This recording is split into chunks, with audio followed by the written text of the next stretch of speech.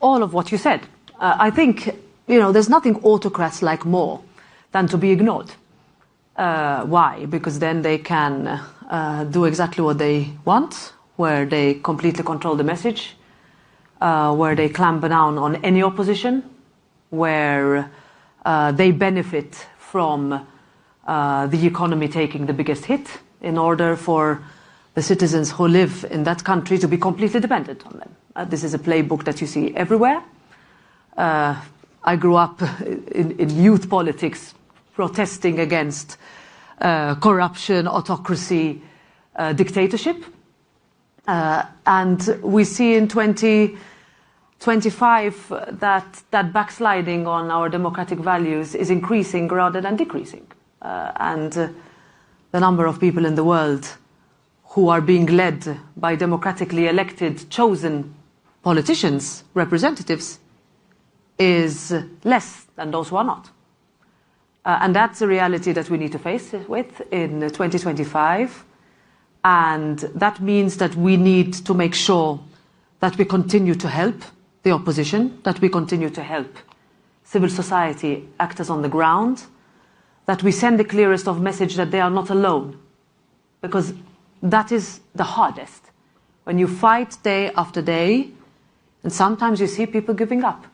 And that is what we saw also in the past with Venezuela, also in terms of recognition, in terms of boosting, in a way, the resources that people who were fighting a very difficult regime had.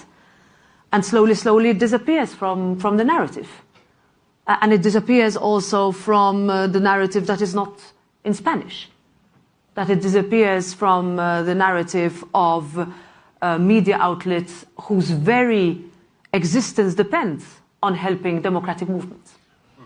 So that is why we have called for harsher and wider sanctions on more than just individuals. And we've called for clarity. Now, I represent the European Union.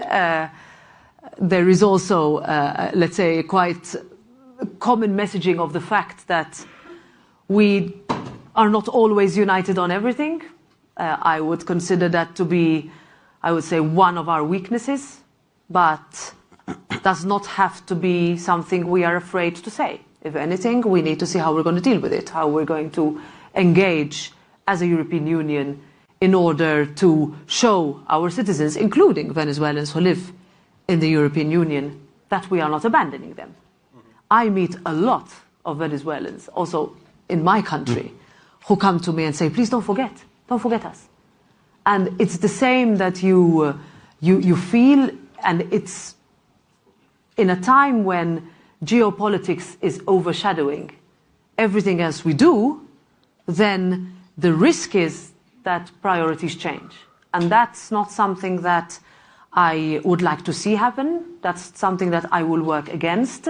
But that also means that I need all your help in terms of keeping it on the agenda. Edmundo's speech before the European Parliament was fantastic.